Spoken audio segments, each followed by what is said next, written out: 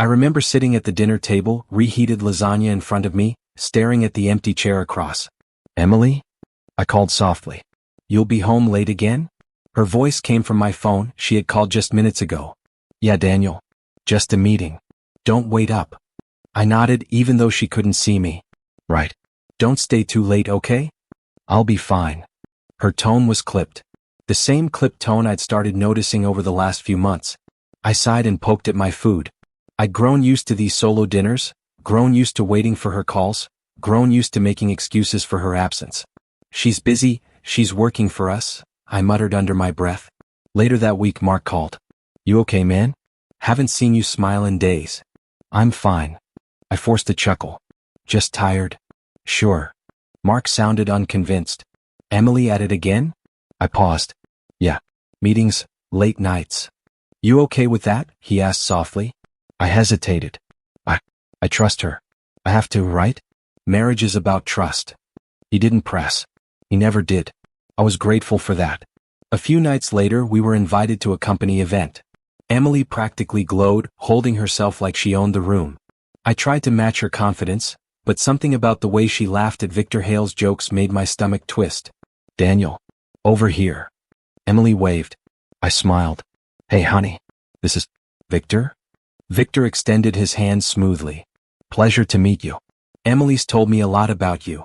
I shook his hand, but I couldn't help the slight tension creeping through me. Something about his grin felt sharp, like he knew secrets he shouldn't. "Don't mind Victor," Emily said, brushing my concern aside. "He's friendly." I nodded, forcing a smile. "Friendly's good." Victor's laugh was warm, too warm. "Emily's brilliant. Seriously. The best I've seen in years." I laughed awkwardly. "I agree." I felt invisible in the room, a shadow behind her light. Later, Emily leaned toward me, whispering, "You look tired, Daniel. Are you sure you're okay?" "I'm fine," I replied quickly. "Really?" She glanced at me for a moment, her eyes flickering. "Sometimes I worry, you put your dreams aside too much." "I chose to support you. That's what matters." She smiled briefly. But it didn't reach her eyes. That same smile I'd seen when she avoided questions about her nights out, the same smile that made me think I'd misread things. As the night went on, I listened to people praise Emily's career, her creativity, her leadership, her drive. I nodded, smiling politely. But a quiet ache formed inside me. I was proud, yes, but invisible. Invisible while she shone, while Victor stood beside her, laughing too easily. By the time we left, I had said almost nothing to her. "Want me to drive?" I asked. "No, I'll call a cab."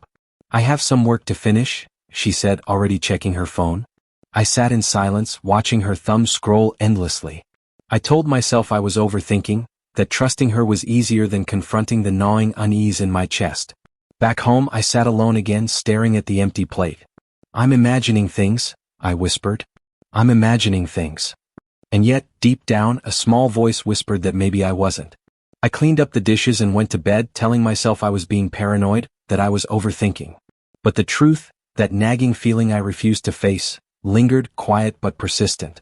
I closed my eyes, convincing myself that love meant patience, trust, and sacrifice. And maybe, just maybe, that was enough. "Daniel, I'll be working late again," Emily said as I hung up the phone.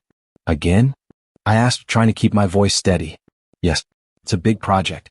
I need to finish it tonight." I hesitated. "Are you sure? You've been working late all week." "I'll be fine," she said. "Don't worry about me."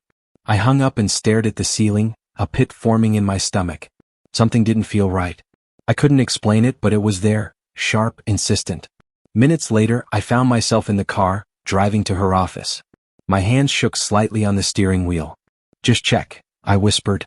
"Just make sure everything's okay." When I reached the parking garage, I froze. Laughter. Emily's laughter. Familiar laughter. Victor's. I crept closer, peeking from behind a pillar. There they were. Emily leaned toward Victor, smiling, her hand brushing his arm. Victor's laugh was soft, intimate. "You always know how to make things exciting," he said. Emily giggled. "I like it. Makes the night feel lighter."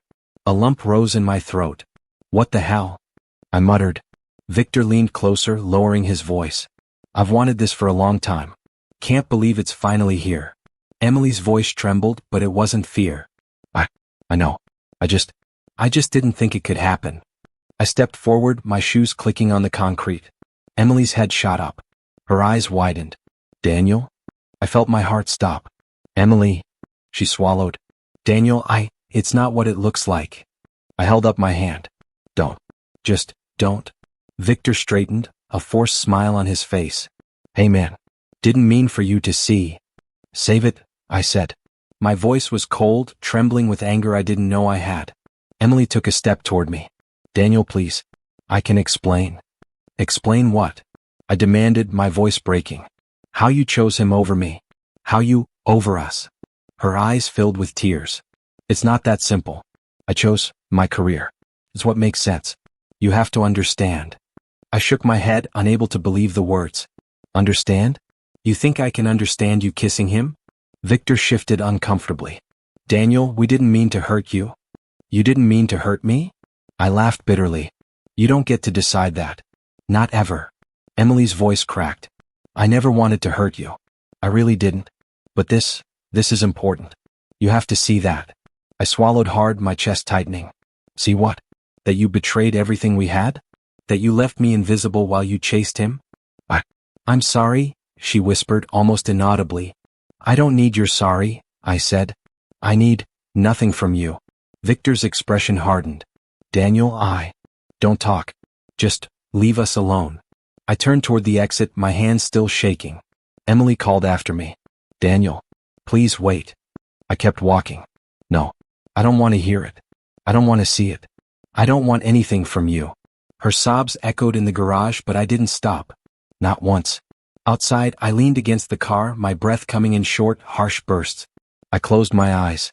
The man I whispered. He's gone. Gone forever. I remembered all the late nights waiting, the dinners she missed, the excuses I made. All of it, the patience, the trust, the love, shattered. And I didn't cry. Not yet. Not for her. I started the engine and drove away, letting the city lights blur around me. My heart felt heavy but strangely empty. A hollow certainty had settled in me. She had made her choice. Victor had what she wanted. And I had nothing left for them. But in that emptiness, I felt the first flicker of something I hadn't felt in months. Freedom. I whispered to myself as the car moved through the night. I'll survive this. I'll be more than this, more than her choice. More than his laughter. And for the first time I didn't look back. I slept on the couch that night and the nights after that. Emily didn't protest. She didn't ask me to come back to bed. In the morning she just said, I'll be late again, like nothing had happened. I replied, of course, and surprised myself by how calm I sounded. The house felt hollow. Silence sat between us like a third person. When she spoke it was polite, distant. When I spoke it felt unnecessary. One evening she said, Daniel, you don't have to act like this. I looked at her. Like what? Like I'm already gone, she replied. I almost laughed. Aren't you? She didn't answer. She just grabbed her keys and left. I called Mark later. You busy? For you? Never, he said. What's going on? I feel like I'm disappearing, I said. Like I'm here but not really. Mark was quiet for a second. Because she already left, man. Not physically. Emotionally. I keep thinking if I try harder. Stop, he cut in. Don't destroy yourself for someone who stopped choosing you. His words hit harder than he knew. What if I leave too soon? I asked. What if I'm wrong? You're already alone, Mark said gently. The difference is whether you admit it. That weekend my parents came over. My mother hugged me longer than usual. You look tired, she said. I'm fine, I replied automatically. At dinner my father asked, Emily working again? Yes, I said. Big project. My mother studied my face. Daniel, she said softly, when did she stop choosing you? The question froze me. I opened my mouth then closed it. I didn't have an answer. I don't know, I finally whispered. That night my mother knocked on the guest room door. Can I sit? Yeah, I said. She sighed. Love shouldn't make you feel invisible. I stared at the floor. Maybe I wasn't enough. She shook her head. No. Sometimes people just want more than love. After they left, Emily came home late. She noticed my packed bag by the door. What's that? She asked. Just thinking, I said. She crossed her arms. About leaving? About staying, I replied. She exhaled sharply. Daniel, you're holding me back. The words sliced through me. Holding you back from what? From becoming who I need to be, she said. From moving forward. I nodded slowly. So I'm the problem. She didn't deny it. I didn't say that. You didn't have to, I replied. She rubbed her temples. This isn't just about him. I know, I said quietly. It's about me being replaceable. Her eyes widened. That's not fair. Isn't it? I asked. You replaced me emotionally long before I caught you. She turned away. I can't do this conversation. But I could. I finally could. You didn't just cheat, I said. You moved on while I was still waiting. She didn't respond. That night, alone on the couch again, I whispered to myself, I'm not your obstacle. The truth settled in slowly, painfully. This wasn't just betrayal. It was erasure. I wasn't losing my wife. I had already lost her. And in that realization, something inside me shifted. I wasn't a ghost because she left. I was a ghost because I stayed. I stopped asking questions that would hurt more than they helped. I stopped calling, stopped waiting by the phone. Emily was busy, Victor was smug, and I was tired of feeling powerless. One morning, I called Sarah Collins. Sarah, it's Daniel Wright. I need to talk. Of course, she said. Come by my office? I'll be there in 20 minutes. I sat across from her, trying not to show how much I wanted answers. I'm not here for revenge, I said immediately. I just need clarity. She nodded. That's smart. Emotions can cloud judgment. Let's focus on facts. What can you do? I asked. Documenting, advising, options. Nothing aggressive. Just clarity, she said. I leaned back. That's all I need. Later I reached out to Oliver Grant. Oliver, long time no talk. I hear you're investing in Emily's sector. Yes, he said casually. I like to keep an eye on emerging leaders. I smiled tightly. Interesting. How's Victor Hale holding up? He paused. Victor? He has reputation, yes, but not without flaws. I've seen partners leave, lawsuits, people regretting trusting him. I nodded slowly, not showing relief. Good to know. I didn't need him to know I was taking notes mentally. I was gathering pieces quietly, preparing without confrontation. Then Rachel called. Daniel, can we talk? I frowned. Sure. What's this about? I shouldn't, but Victor isn't as clean as he seems. Emily, she doesn't know everything. What do you mean? I asked carefully. Just pay attention. Not everything he does comes from the right place. And some people, they get burned, she said. Thanks, Rachel. That's useful. I hung up and stared at the ceiling. I wasn't acting on impulse. I wasn't angry. I was observing, cataloging. The more I learned, the less helpless I felt. Emily came home that night. You've been quiet, she said. I've been busy, I replied. Busy with what? Thinking, I said. I didn't lie, but I didn't reveal more. She looked at me, eyes scanning my face. Are you plotting? I laughed softly. No. I'm preparing. There's a difference. Preparing? She repeated. Yes. Preparing myself, my options. Not against you. Not against Victor. Against nothing, except chaos. Her lips pressed thin. She didn't know what to say. That was fine. I didn't need her to. Over the next few days, I observed more quietly. At the cafe, I saw Victor's phone light up constantly. He laughed too easily, smiled too much at calls that weren't polite. At work, Emily seemed nervous, distracted. Small things she didn't notice, I noticed. I met Sarah again. Daniel, you're calm, she said. I am, I admitted. I've decided not to react. Just watch. The facts, they speak louder than emotions. Good. That's power, she said. It felt like it. Not the fire of anger, not the hunger for revenge, but control. I realized power wasn't loud or visible. It was the ability to choose your next move while others thought they had you trapped. I called Oliver again. Anything new on Victor? He laughed. Nothing public. But you know how whispers travel. Keep ears open. He's not invincible. I'm listening, I said. Rachel texted later. Be careful. Some doors are better left closed. But some truths are too tempting. I smiled at my phone. I wasn't chasing her. I wasn't chasing Emily. I was collecting, learning, observing. Emily tried to corner me once. Daniel, what are you doing? Nothing, I said. Just existing. Paying attention. You've changed, she said. Yes, I admitted. I have. I've realized I don't need to beg.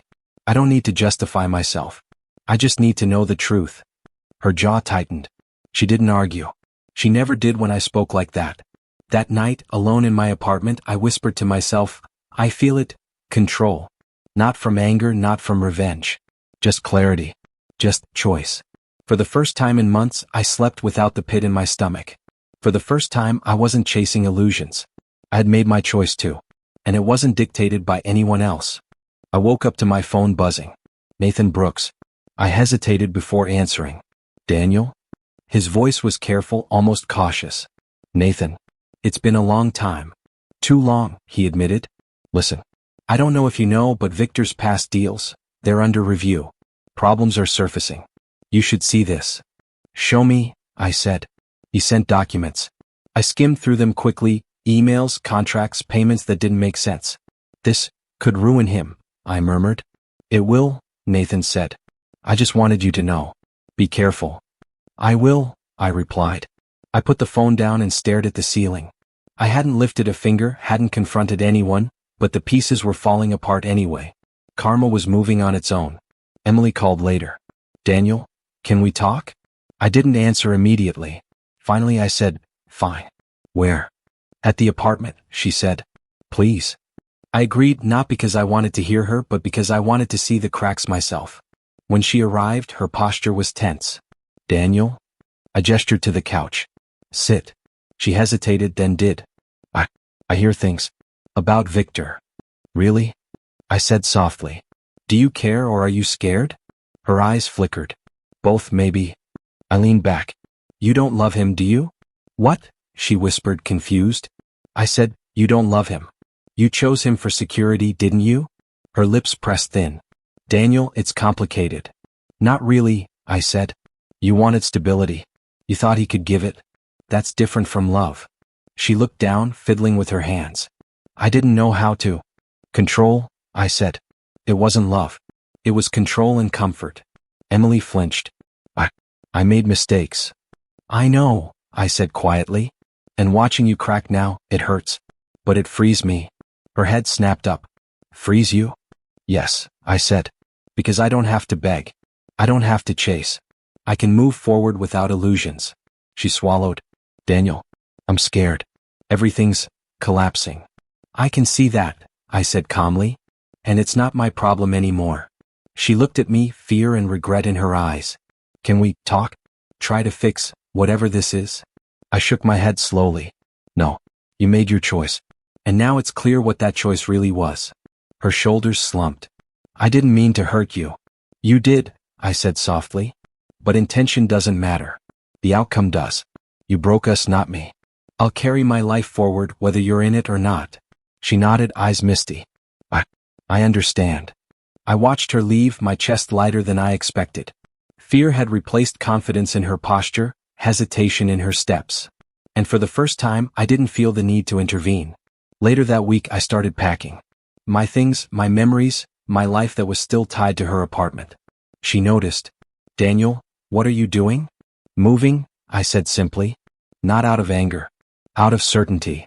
Her voice trembled. You're leaving? Yes. Staying here keeps me tied to the past. And the past is gone. She didn't argue. She just nodded, a hollow acceptance in her expression. I called Mark. I'm doing it. I'm leaving the apartment. You're finally freeing yourself, he said. Good.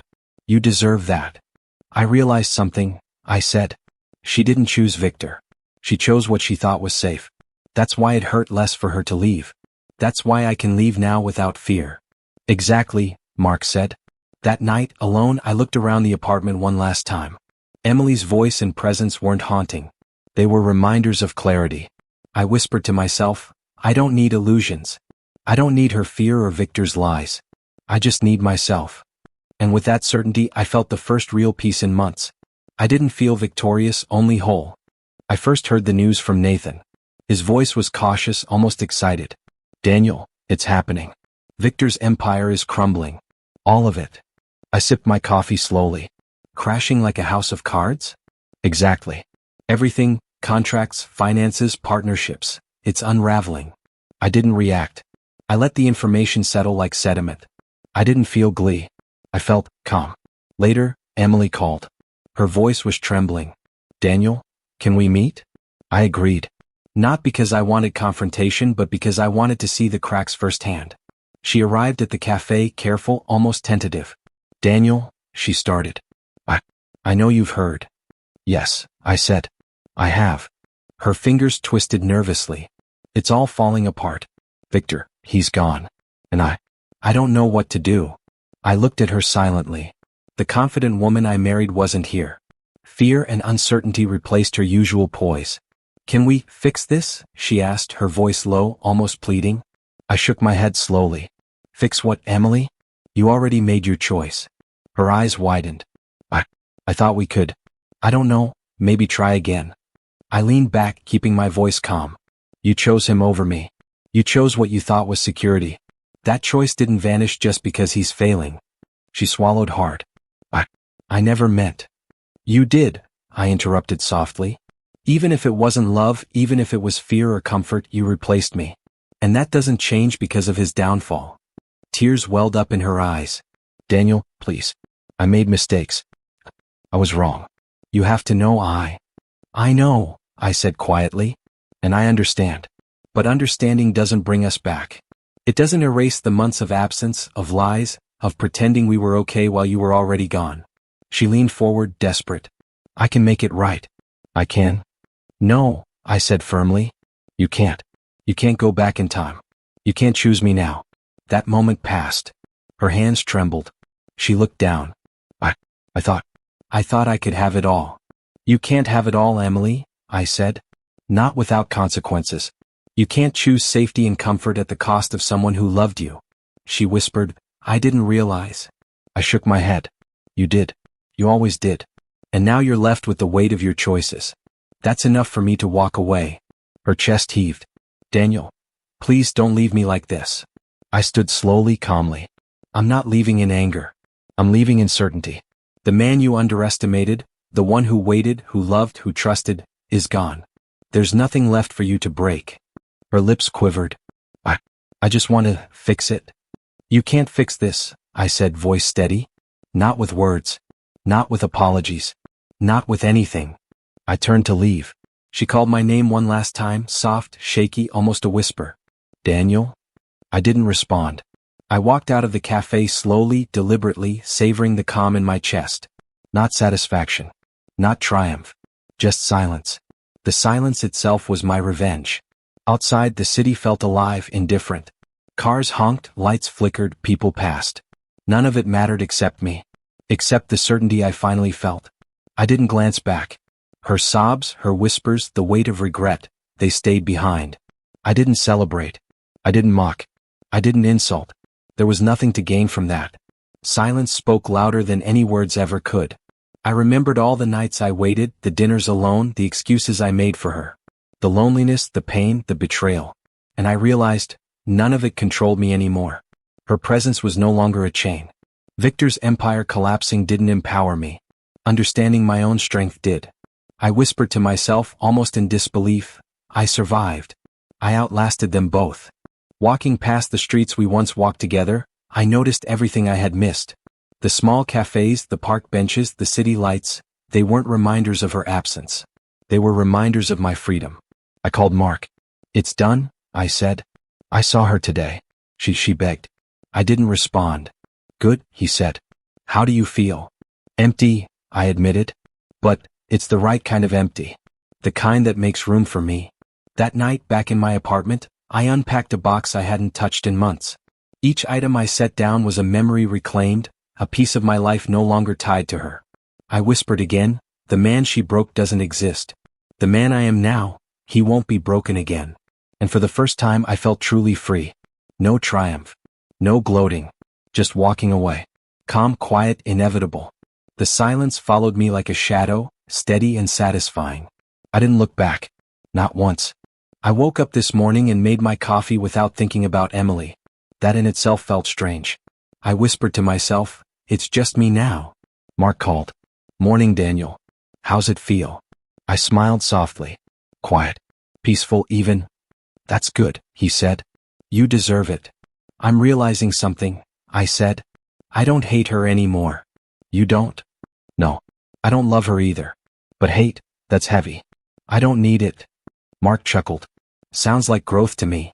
Later at work, my assistant asked, Daniel, you seem lighter today. I laughed quietly. I guess I am. I'm focused on what matters now. She tilted her head.